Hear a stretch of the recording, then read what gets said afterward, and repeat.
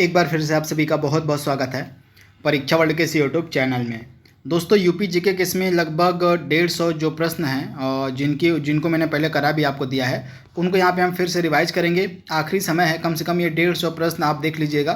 काफ़ी इंपॉर्टेंट प्रश्न इस सीरीज में मैंने सम्मिलित किए हुए थे, तो कम से कम इन 150 प्रश्नों को आखिरी में एक बार आप देख लीजिएगा। यह हमारा आखिरी वीडियो है यूपी जीके का, एग्जाम से पहले इसको एक बार आप जरूर देख लीजिएगा। तो चलिए वीडियो को स्टार्ट करते हैं। उत्तर प्रदेश में किसान मित्र योजना कब शुरू की गई थी? तो 18 जून 2021 को जो है उत्तर प्रदेश में किसान मित्र योजना शुरू की गई थी। इसके बाद उत्तर प्रदेश में प्रथम दुग्ध सहकारी संघ की स्थापना कहाँ पर की गई थी? तो आप याद कर लीजिएगा, उत्तर प्रदेश में सर्वप्रथम बार दुग्ध सहकारी संघ की जो स्थापना है यह लखनऊ में की गई थी। टू द पॉइंट एकदम हम बात करेंगे, क्वेश्चन आंसर को ही सिर्फ यहाँ पे हम देखेंगे, ज़्यादा डिटेल में यहाँ पे हम नहीं जाएंगे। तो आप याद कर लीजिएगा, उत्तर प्रदेश में प्रथम दुग्ध सहकारी संघ की जो स्थापना है लखनऊ में हुई थी। इसके बाद अगला प्रश्न आपके सामने है, उत्तर प्रदेश को कितने शस्य जलवायु क्षेत्रों में विभाजित किया गया है? तो टोटल 9 शस्य जलवायु क्षेत्रों में उत्तर प्रदेश को विभाजित किया गया है। उत्तर प्रदेश में पान के लिए कौन सा जिला विशेष रूप से प्रसिद्ध है? तो महोबा। आप याद कर लीजिएगा, महोबा पान के लिए विशेष रूप से फेमस है। हाल ही में महोबा से किस योजना का सेकेंड चरण स्टार्ट किया गया था? इसको आपको बताना है, इंपॉर्टेंट है, प्रश्न आपसे पूछा जा सकता है, इसका जवाब आप कमेंट बॉक्स में देंगे हमें। प्रदेश को कुल कितने पारिस्थितिकी क्षेत्रों में बांटा गया है? तो टोटल 20 पारिस्थितिकी क्षेत्रों में उत्तर प्रदेश को बांटा गया है और 9 शस्य जलवायु क्षेत्रों में बांटा गया है। तो इसके बारे में आपको याद रखना है। उत्तर प्रदेश के तराई क्षेत्र विशेषकर सिद्धार्थनगर में जो उगाए जाने वाले सुगंधित चावल की किस्म है उसको हम क्या कहते हैं? तो इसको हम बोलते हैं काला नमक चावल। तो इसके बारे में आपको याद रखना है। हाल ही में काला नमक चावल का निर्यात भी किया गया था, तो कहाँ पे इसका निर्यात किया गया था आप ये हमें बताएंगे। आंवला का सर्वाधिक उत्पादन करने वाला जिला आपका प्रतापगढ़ है। राज्य में संतरे की पैदावार वाला प्रमुख जिला आपका सहारनपुर है, इंपॉर्टेंट है। इसके बाद उत्तर प्रदेश में सीमांत किसान हम किसे कहते हैं? तो 1 हेक्टेयर से कम भूमि वाले को हम सीमांत किसान कहते हैं। ये सीमांत किसान किसे कहते हैं, लघु किसान किसे कहते हैं, आपको पता होना चाहिए। बहुत बार मैंने इसके बारे में आपको पढ़ाया हुआ है। एक बार फिर से मैं आपको बता देता हूँ कि लघु किसान क्या होते हैं, सीमांत किसान क्या होते हैं। यहाँ से चांसेस हैं कि आपके जो कृषि वाला सेक्शन है उसमें प्रश्न आपसे पूछ लिया जाए। तो सबसे पहले हम बात कर लेते हैं यहाँ पे सीमांत किसान हम किसे कहते हैं। तो आपके जो सीमांत किसान होते हैं इनके पास 1 हेक्टेयर से कम की भूमि होती है। उसके बाद आते हैं आपके छोटी जोत वाले किसान। तो छोटी जोत में आपका होता है 1 से 2 हेक्टेयर तक की भूमि आती है। अर्ध मध्यम जोत में आपकी 2 से 4 हेक्टेयर तक की भूमि आती है। मध्यम जोत में आपकी 4 से 10 हेक्टेयर तक की भूमि आती है और बड़ी जोत में आपकी 10 हेक्टेयर से अधिक की भूमि आती है। तो इसके बारे में आपको याद रखना है। उत्तर प्रदेश में सबसे महत्वपूर्ण नकदी फसल कौन सी है? तो गन्ना है। तो आप याद कर लीजिएगा। हाल ही में एक अपडेट हुआ है चीनी के उत्पादन को लेके। तो चीनी के उत्पादन में तो उत्तर प्रदेश जो है कई सालों से नंबर 1 पे बना था, लेकिन हाल ही में एक रिपोर्ट आई, उस रिपोर्ट के अकॉर्डिंग उत्तर प्रदेश अब चीनी के उत्पादन में दूसरे स्थान पर चला गया है और महाराष्ट्र जो है यह चीनी के उत्पादन में प्रथम स्थान पर हो गया है। तो ये फैक्ट आपको याद रखना है। महाराष्ट्र वर्तमान में चीनी के उत्पादन में प्रथम स्थान पर हो गया है और उत्तर प्रदेश दूसरे स्थान पर चला गया है।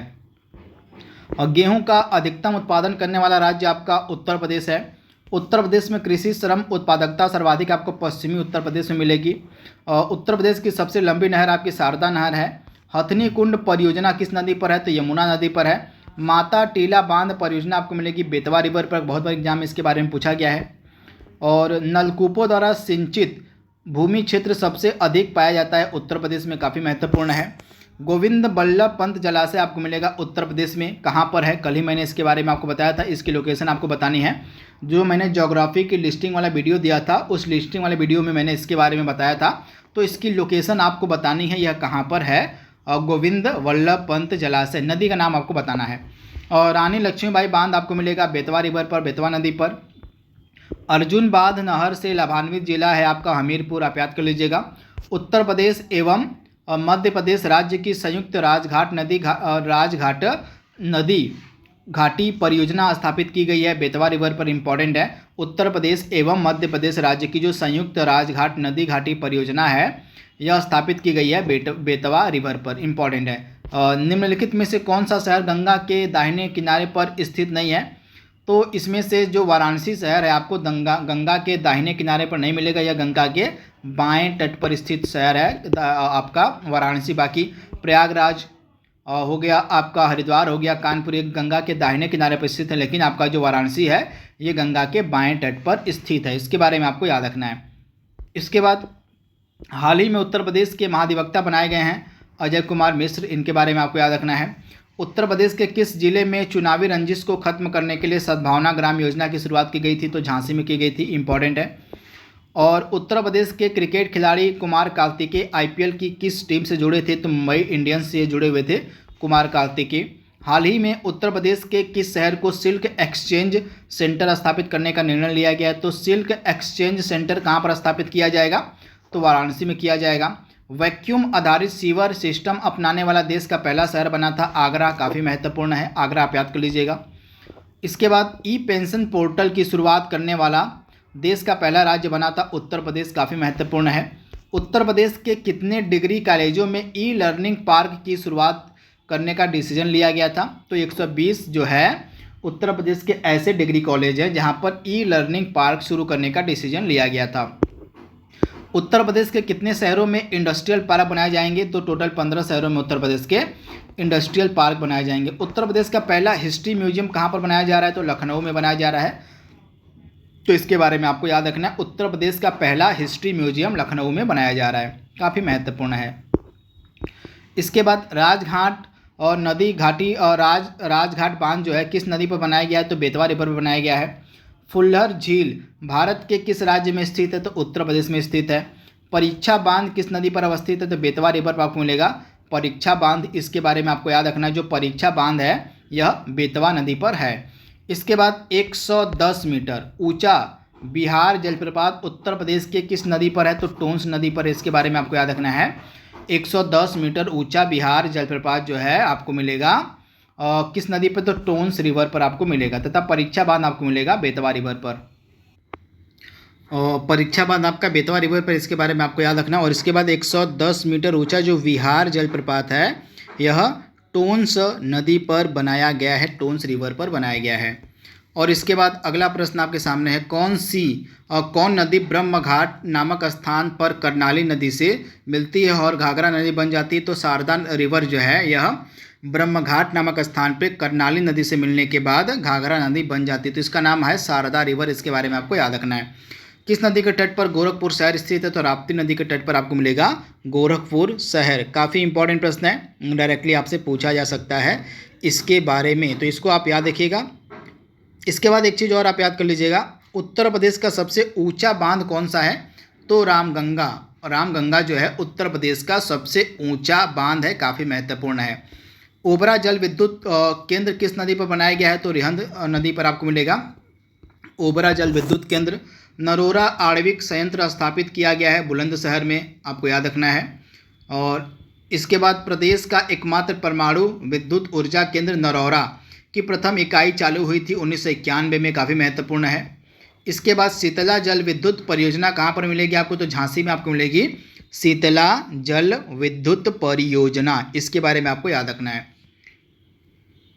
और इसके बाद अगला प्रश्न आपके सामने है यहाँ पे, और बखीरा पक्षी विहार आपको मिलेगा संत कबीर नगर में। नवाबगंज पक्षी विहार आपको मिलेगा उन्नाव में। उत्तर प्रदेश में सर्वप्रथम पक्षी विहार की स्थापना कहाँ की गई थी? तो नवाबगंज पक्षी विहार जो था यह सर्वप्रथम स्थापित किया गया था, तथा यह सर्वप्रथम पक्षी विहार था जिसकी स्थापना की गई थी उत्तर प्रदेश में। और ये आपको मिलेगा कहाँ पर? तो उन्नाव में मिलेगा नवाबगंज पक्षी विहार। उत्तर प्रदेश का सर्वप्रथम विस्तृत पक्षी विहार कौन सा है? तो आप याद कर लीजिएगा, सर्वाधिक यहाँ पूछा गया, सर्वाधिक विस्तृत पक्षी विहार है लाख बहोसी पक्षी विहार, जो कि आपको मिलेगा कन्नौज में। यह उत्तर प्रदेश का सर्वाधिक विस्तृत पक्षी विहार है, तो लाख बहोसी पक्षी विहार कन्नौज में। इसके बाद अगला प्रश्न आपके सामने है, उत्तर प्रदेश का सबसे छोटा वन्य जीव विहार कौन सा है? ऊपर हमने पक्षी विहार के बारे में बात की थी, अब हम बात कर रहे हैं वन्य जीव विहार की। तो महावीर स्वामी वन्य जीव विहार जो कि ललितपुर में है, यह उत्तर प्रदेश का सबसे छोटा वन्य जीव विहार है। उत्तर प्रदेश का पहला वन्य जीव विहार कौन सा है? तो चंद्रप्रभा वन्य जीव विहार जो कि चंदौली में है, और यह उत्तर प्रदेश का पहला वन्य जीव विहार है, तो इसके बारे में आपको याद रखना है, चंद्रप्रभा वन्य जीव विहार। इसके बाद उत्तर प्रदेश में कहाँ पर बब्बर से सफारी की शुरुआत की गई है? तो इटावा में की गई है, इंपॉर्टेंट है। और उत्तर प्रदेश में यूरेनियम कहाँ पाया जाता है? तो ललितपुर में यूरेनियम पाया जाता है। द ऑपरेशन ग्रीन परियोजना का उत्तर प्रदेश में कब शुभारंभ किया गया था? 2001 में किया गया था। उत्तर प्रदेश में कोयला के भंडार पाए जाते हैं सिंगरौली क्षेत्र में, आप याद कर लीजिएगा। उत्तर प्रदेश का सर्वाधिक वनाच्छादित जिला आपका है, आप याद कर लीजिएगा, सर्वाधिक वनाच्छादित जिला आपका सोनभद्र है। और उत्तर प्रदेश का न्यूनतम वनों वाला जिला आपको भदोही मिलेगा। लेटेस्ट आपका जो डेटा आया था वन स्थिति रिपोर्ट के अनुसार, उसके बाद वनावरण और वृक्षावरण दोनों मिलाकर सबसे ज़्यादा आपको मिलेगा यह एरिया उत्तर प्रदेश के सोनभद्र में, और सबसे कम वनावरण व वृक्षावरण आपको मिलेगा भदोही में। तो इसके बारे में आपको याद रखना इंपॉर्टेंट है। इसके बाद उत्तर प्रदेश का सबसे बड़ा वन्य जीव विहार कौन सा है? तो हस्तिनापुर वन्य जीव विहार उत्तर प्रदेश का सबसे बड़ा वन्य जीव विहार है। सुरहा ताल पक्षी विहार कहाँ पे मिलेगा आपको? बलिया में मिलेगा आपको सुरहा ताल पक्षी विहार। उत्तर प्रदेश के किस शहर में मैडम तुसाद संग्रहालय खोला जाएगा? तो नोएडा में खोला जाएगा, काफ़ी महत्वपूर्ण है। और हाल ही में उत्तर प्रदेश में कहाँ पर पहला रोबोटिक रेस्टोरेंट खोला गया है? तो नोएडा में खोला गया है। हाल ही में जारी आंकड़ों के अनुसार जीएसटी पंजीकरण में देश का शीर्षस्थ राज्य कौन सा है? तो उत्तर प्रदेश है।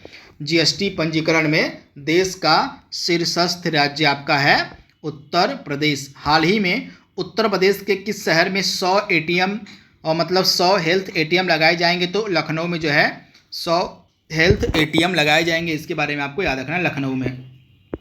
हाल ही में थारू जनजाति के लिए पहला संग्रहालय कहाँ पर खोला गया है? तो बलरामपुर में जो है थारू जनजाति के लिए हाल ही में पहला संग्रहालय खोला गया था, तो बलरामपुर आपका राइट आंसर है। इसके बाद अगला प्रश्न आपके सामने 2011 की जनगणना के अनुसार उत्तर प्रदेश में साक्षरता दर 2001 से 2011 तक में कितनी वृद्धि हुई? तो 11.34% की वृद्धि हुई है। 2011 की जनगणना के अनुसार उत्तर प्रदेश की साक्षरता दर में 2001 से लेकर 2011 में कितनी वृद्धि दर्ज की गई है? तो 11.34% की। तथा वर्तमान में कुल साक्षरता दर कितनी है उत्तर प्रदेश की? तो आप याद कर लीजिएगा, वर्तमान में बहुत बार मैंने इसके बारे में आपको पढ़ाया हुआ है, 67.7% जो है कुल साक्षरता दर है उत्तर प्रदेश की, जिनमें से पुरुषों की साक्षरता दर 77.3% है और महिलाओं की साक्षरता दर 57.2% है। तो इसके बारे में आपको याद रखना है। उत्तर प्रदेश का सर्वाधिक साक्षरता दर वाला जिला कौन सा है? तो गौतम बुद्ध नगर जो है सर्वाधिक साक्षरता दर वाला जिला है। और न्यूनतम साक्षरता दर वाला आपका जिला कौन सा है? तो श्रावस्ती है। तो गौतम बुद्ध नगर में सबसे ज़्यादा साक्षरता है और श्रावस्ती में सबसे कम साक्षरता है। तो इसके बारे में आपको याद रखना है। एक चीज़ और आप नोट डाउन कर लीजिएगा, अगर पुरुषों की साक्षरता दर आपसे पूछ ले तो सर्वाधिक पुरुष साक्षरता दर आपको मिलेगी गौतम बुद्ध नगर में, और सर्वाधिक महिला साक्षरता दर आपको मिलेगी कानपुर नगर में। तो इसके बारे में आपको याद रखना है, सर्वाधिक पुरुष साक्षरता दर तो आपकी गौतम बुद्ध नगर में है, लेकिन सर्वाधिक जो महिला साक्षरता दर है वह कानपुर नगर में है। तो ये डिफरेंस आपको याद रखना है। वहीं न्यूनतम की अगर हम बात करें, सबसे कम की बात करें, न्यूनतम की बात करें, तो महिलाओं में भी न्यूनतम और पुरुषों में भी न्यूनतम साक्षरता दर आपको मिलेगी श्रावस्ती में। तो यह फैक्ट आपको याद रखना है, इंपॉर्टेंट है। इसके बाद उत्तर प्रदेश में सर्वाधिक पुरुष साक्षरता दर मैंने यहाँ पे लिखा भी हुआ है, यहाँ पे आप देख पा रहे हैं, सर्वाधिक पुरुष साक्षरता दर गौतम बुद्ध नगर की है और सर्वाधिक महिला साक्षरता दर कानपुर नगर की है। तो इसके बारे में आपको याद रखना है। और न्यूनतम पुरुष और महिला साक्षरता दर दोनों आपकी मिलेगी न्यूनतम वाली श्रावस्ती में। उत्तर प्रदेश का वर्तमान में लिंगानुपात 912 है, काफ़ी महत्वपूर्ण है। मतलब वर्तमान में लिंगानुपात उत्तर प्रदेश का है 912। उत्तर प्रदेश में सर्वाधिक लिंगानुपात वाला जिला जौनपुर है, 1024 यहाँ का लिंगानुपात है। उत्तर प्रदेश में न्यूनतम लिंगानुपात वाला जिला गौतम बुद्ध नगर है, इसको आप देख लीजिएगा, इंपॉर्टेंट है। तथा गौतम बुद्ध नगर का जो लिंगानुपात है वो है 851। तो इसके बारे में आपको याद रखना, न्यूनतम गौतम बुद्ध नगर हो जाएगा। इसके बाद उत्तर प्रदेश का औसत जनघनत्व कितना है? तो औसत जनघनत्व उत्तर प्रदेश का वर्तमान में 829 व्यक्ति प्रति वर्ग किलोमीटर है। उत्तर प्रदेश का सर्वाधिक जनघनत्व कितना है? तो मतलब कहाँ पर है? तो गाजियाबाद में सर्वाधिक जनघनत्व देखने को मिलेगा आपको उत्तर प्रदेश में। तो इसके बारे में आपको याद रखना, इंपॉर्टेंट है। गाजियाबाद में सर्वाधिक जनघनत्व और न्यूनतम जनघनत्व आपको मिलेगा ललितपुर में। तो इसके बारे में आपको याद रखना है। और भारत में क्षेत्रफल के अनुसार उत्तर प्रदेश का कौन सा स्थान है? तो भारत में क्षेत्रफल के अनुसार उत्तर प्रदेश का चौथा स्थान है। प्रथम 3 राज्य कौन कौन से, इसका जवाब आप हमें कमेंट बॉक्स में देंगे। और प्रसिद्ध ठुमरी गायिका गिरिजा देवी का जन्म कहाँ पर हुआ था? तो वाराणसी में हुआ था गिरिजा देवी का जन्म। और वह शहर मतलब उत्तर प्रदेश का वह शहर जो इत्र का शहर कहा जाता है, तो इत्र का शहर कहा जाता है कन्नौज को। इसके बारे में आपको याद रखना है, इंपॉर्टेंट है। उत्तर प्रदेश में लोकायुक्त की पदावधि कितनी होती है? तो आप याद कर लीजिएगा, उत्तर प्रदेश में लोकायुक्त की पदावधि जो है 8 वर्ष होती है। इंपॉर्टेंट है, डायरेक्टली आपसे पूछा जा सकता है इसके बारे में।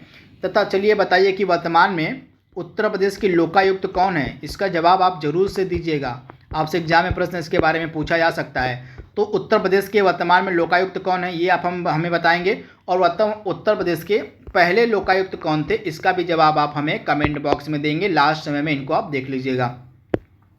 इसके बाद अगला प्रश्न आपके सामने यहाँ पर दिया गया है, उत्तर प्रदेश का सबसे पूर्वी शहर, सबसे पश्चिमी शहर आपसे पूछा जा सकता है।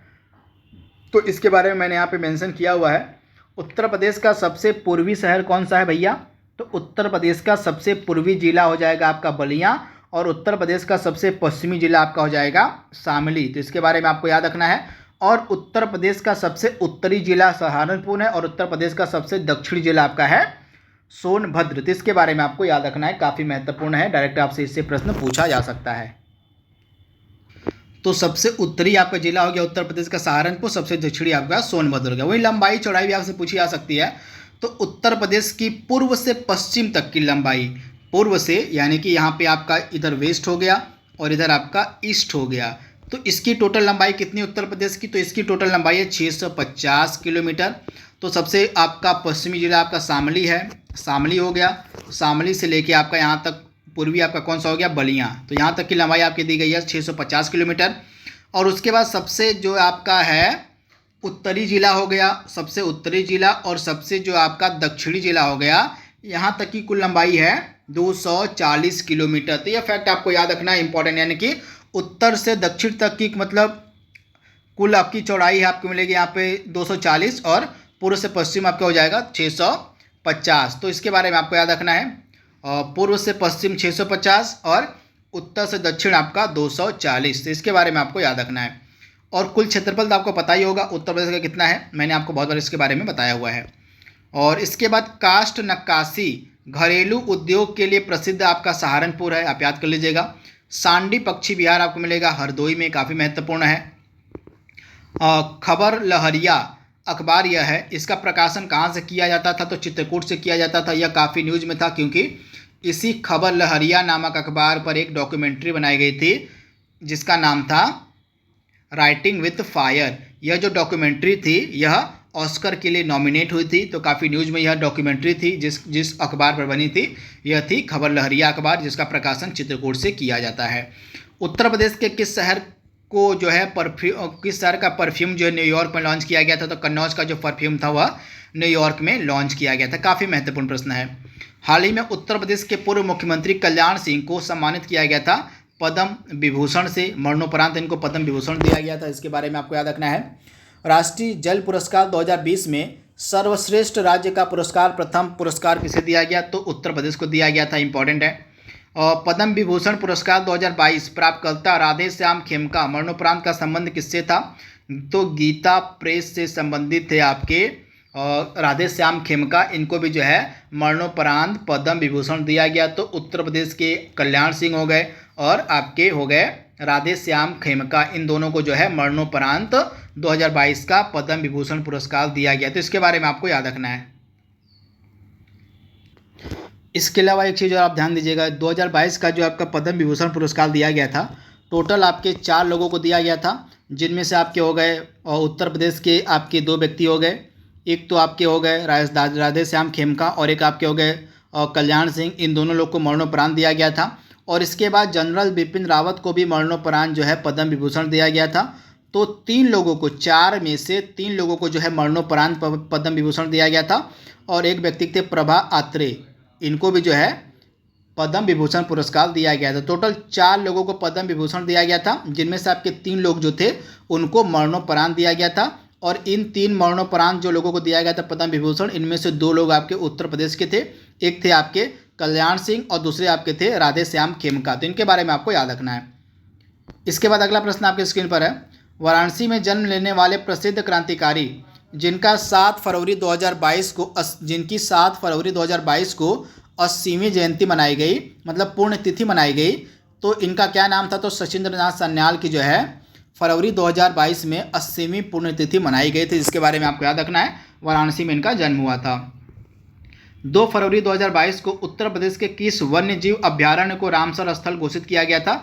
तो बखीरा वन्य जीव अभ्यारण्य को जो है 2 फरवरी 2022 को रामसर स्थल घोषित किया गया था। चलिए बताइए कि वर्तमान में कितने जो है रामसर स्थल उत्तर प्रदेश में हो गए हैं? इसका जवाब आपको कमेंट बॉक्स में देना है। मैंने अलग से उत्तर प्रदेश के रामसर स्थलों को पढ़ाया हुआ है, तो इसका जवाब आप हमें कमेंट बॉक्स में देंगे। उत्तर प्रदेश में फैमिली कोर्ट का उद्घाटन कहाँ पर हाल में किया गया था? तो लखनऊ विश्वविद्यालय में जो है, लखनऊ यूनिवर्सिटी में जो है हाल ही में फैमिली कोर्ट का उद्घाटन किया गया था। इसके बारे में आपको याद रखना है। आगरा शहर की स्थापना किसके द्वारा की गई थी? सिकंदर लोदी के द्वारा जो है आगरा शहर की स्थापना की गई थी सिकंदर लोदी के द्वारा। हर्षवर्धन ने 2 महान धार्मिक सम्मेलनों का आयोजन किया था, कहाँ पर? तो कन्नौज और प्रयागराज में 2 महान धार्मिक सम्मेलनों का जो आयोजन है हर्षवर्धन के द्वारा किया गया था। कुशीनारा, जिसका वर्तमान में नाम है कुशीनगर, किसकी राजधानी थी? तो मल्लू की राजधानी थी, आप याद कर लीजिएगा। महात्मा बुद्ध का महापरिनिर्वाण कहाँ पर हुआ था? तो कुशीनगर में हुआ था। ये यूपी हिस्ट्री का प्रश्न है, आप याद कर लीजिएगा। इसके बाद 1 नवंबर 1958 को महारानी का जो घोषणा पत्र था इलाहाबाद में किसने पढ़कर सुनाया था? तो महारानी का जो घोषणा पत्र था 1 नवंबर 1958 को इलाहाबाद में पढ़कर सुनाया गया था लॉर्ड कैनिंग के द्वारा। तो आपको याद रखना, जैसे ही आपका 1857 की क्रांति खत्म होती है, क्रांति के ख़त्म होने के बाद बहुत सारे मेजर परिवर्तन किए गए थे ब्रिटिशों के द्वारा। तो उन्हीं परिवर्तनों की जो घोषणा है 1 नवंबर 1958 को घोषणा पत्र में की जाती है। तथा इस घोषणा पत्र को पढ़ता कौन है? तो लॉर्ड कैनिंग को पढ़ता है। तथा इनमें से एक मेजर जो चेंज किया गया था, वह किया गया था गवर्नर जनरल के पद को समाप्त करके वायसराय के पद का सृजन किया गया था, और पहला वायसराय बनता है लॉर्ड कैनिंग। तो इसके बारे में आपको याद रखना है। उत्तर प्रदेश का कौन सा शहर सल्तनत काल में पूर्व का सिराज कहा जाता था? तो पूर्व का सिराज कहा जाता था जौनपुर। काफ़ी महत्वपूर्ण है। 1857 के प्रथम स्वतंत्रता संग्राम में बरेली का नेतृत्व किसने किया था? तो भिन्न भिन्न जगहों पर अलग अलग लोगों के द्वारा जो है 1857 की क्रांति का जो है नेतृत्व किया गया था। तो इनमें से बरेली में किसने नेतृत्व किया था, आपसे पूछा जा सकता है। तो बरेली में नेतृत्व किया गया था खान बहादुर खान के द्वारा। तो इसके बारे में आपको याद रखना है, खान बहादुर खान के द्वारा जो है बरेली में नेतृत्व किया गया था और 1857 की क्रांति का। तो इसके बारे में आपको याद रखना है। वहीं अन्य जगहों पर भी नेतृत्व किया गया था। उत्तर प्रदेश की जो मेन जगह हैं मैं आपको बता देता हूँ, आपसे एग्जाम में पूछा जा सकता है। तो कानपुर में किसने नेतृत्व किया था, आपसे डायरेक्टली पूछा जा सकता है। तो कानपुर में जो है नेतृत्व किया गया था आपके जो हो गए नाना साहब और तात्या टोपे के द्वारा। तो 1857 का जो विद्रोह हुआ था, इस विद्रोह का जो नेतृत्व है नाना साहब और तात्या टोपे के द्वारा कानपुर से किया गया था। उसके बाद झांसी से नेतृत्व किया गया था रानी लक्ष्मीबाई के द्वारा। इलाहाबाद से नेतृत्व किया था लियाकत अली ने, और इसके बाद फैज़ाबाद से मौलवी अहमदुल्ला ने, और बरेली से खान बहादुर खान ने, और इसके बाद लखनऊ से बेगम हजरत महल के द्वारा नेतृत्व किया गया था प्रथम स्वतंत्रता संग्राम के दौरान। तो इसके बारे में आपको याद रखना है। टोपरा, सहारनपुर तथा मेरठ के अशोक स्तंभ लेखों को किसने दिल्ली लाया था? तो फिरोज शाह के द्वारा जो है, और टोपरा तथा मेरठ के अशोक स्तंभ को जो है दिल्ली लाया गया था फिरोज शाह के द्वारा। जौनपुर नगर किसकी स्मृति में स्थापित किया गया था? तो मोहम्मद बिन तुगलक की, आप याद कर लीजिएगा। मोहम्मद बिन तुगलक की स्मृति में जो है आपका जौनपुर नगर जो है स्थापित किया गया था। इंपॉर्टेंट है, डायरेक्टली आपसे पूछा जा सकता है इसके बारे में, तो आप याद कर लीजिएगा, इंपॉर्टेंट है। तो जौनपुर नगर की जो स्थापना है यह आपकी फिरोज शाह तुगलक के द्वारा की गई थी, जैसा कि मैंने आपको ऊपर बताया है, यहाँ पे लिखा भी गया है। और यहाँ पे कहाँ गया आपका जौनपुर नगर की स्थापना मैंने आपको नहीं बताई थी, तो आप याद कर लीजिएगा यहाँ पे। तो जौनपुर नगर की जो स्थापना है यह फिरोज शाह तुगलक के द्वारा की गई थी। किसकी याद में? तो उसका भाई जो था मोहम्मद बिन तुगलक, इसी की याद में जो है जौनपुर नगर की स्थापना जो है करवाई गई थी फिरोज शाह तुगलक के द्वारा। तो इसके बारे में आपको याद रखना है, काफ़ी महत्वपूर्ण है। और इसके बाद आपका अगला प्रश्न है, सारनाथ का जो प्राचीन नाम था वह क्या था? तो ऋषिपत्तन तथा मृगदाव, ये 2 नाम थे जो है सारनाथ के प्राचीन नाम, आप याद कर लीजिएगा, ऋषिपत्तन तथा मृगदाव।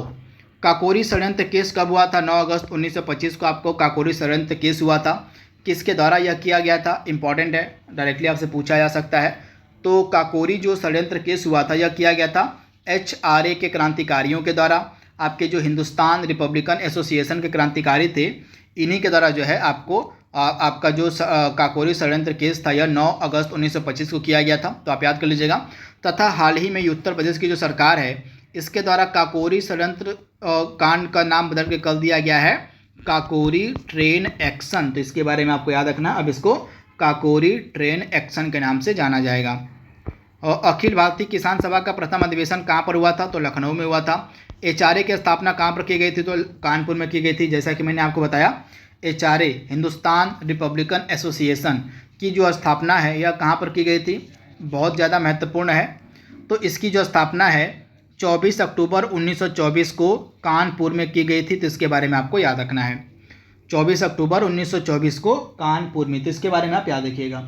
इसके बाद अगला प्रश्न आपके सामने दिया गया है, भारत छोड़ो आंदोलन के समय उत्तर प्रदेश के किस जिले में समानांतर सरकार की स्थापना की गई थी? तो आप याद कर लीजिएगा, उत्तर प्रदेश के बलिया में जो है समानांतर सरकार की स्थापना की गई थी भारत छोड़ो आंदोलन के दौरान। किसके द्वारा की गई थी? चित्तू पांडे के द्वारा की गई थी। ये भी फैक्ट आप याद रखिएगा। चित्तू पांडे के नेतृत्व में जो है बलिया में समानांतर सरकार की स्थापना की गई थी। और इलाहाबाद में 1857 के संग्राम का नेता कौन था? तो मैंने आपको भी बताया था, मौलवी लियाकत अली थे। उत्तर प्रदेश की राजधानी 1921 में कहाँ से स्थानांतरित कर लखनऊ की गई थी? तो प्रयागराज से जो राजधानी थी उसको लखनऊ कर दिया गया था 1921 में। काफ़ी महत्वपूर्ण है। और संयुक्त प्रांत का नाम बदलकर उत्तर प्रदेश कब किया गया था? तो संयुक्त प्रांत का नाम बदलकर उत्तर प्रदेश किया गया था 24 जनवरी 1950 को। और आगरा में मोती मस्जिद का निर्माण कराया गया था शाहजहां के द्वारा। 9 नवंबर सन 2000 को उत्तर प्रदेश के कितने जिलों को काटकर उत्तरांचल यानी कि उत्तराखंड बना था? तो 13 जिलों को काटकर जो है उत्तराखंड की स्थापना की जाती है 9 नवंबर सन 2000 को। काफ़ी महत्वपूर्ण है।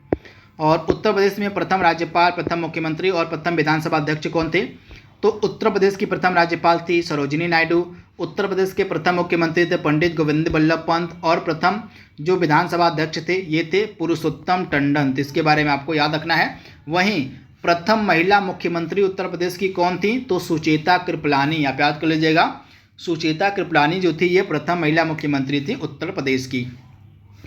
उत्तर प्रदेश के किस शहर को बेहतर कोविड प्रबंधन के लिए कोविड इनोवेशन अवार्ड से सम्मानित किया गया? तो वाराणसी को किया गया था।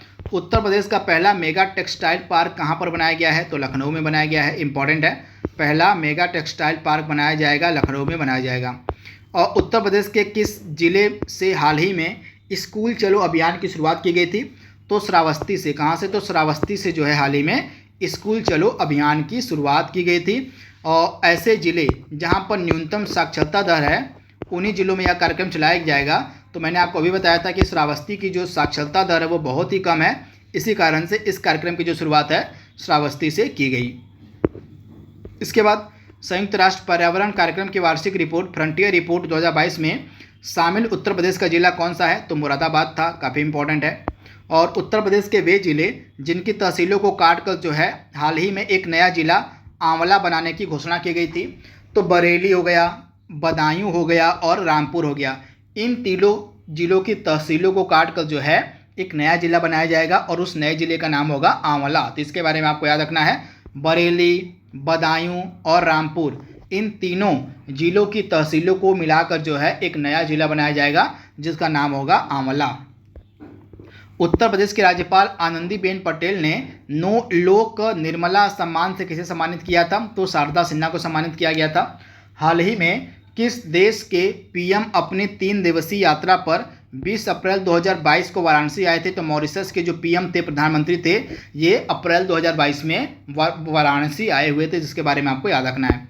और हाल ही में एक जिला एक खेल योजना किस राज्य के द्वारा प्रस्तुत की गई? तो उत्तर प्रदेश की यह योजना है एक जिला एक खेल योजना। तो इसके बारे में आपको याद रखना है। इसके अलावा एक जिला एक उत्पाद योजना भी आपकी उत्तर प्रदेश की ही है।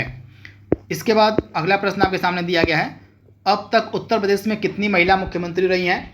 तो अब तक उत्तर प्रदेश में 2 महिला मुख्यमंत्री रही हैं। पहली थी आपकी सुचेता कृपलानी और दूसरी थी आपकी मायावती।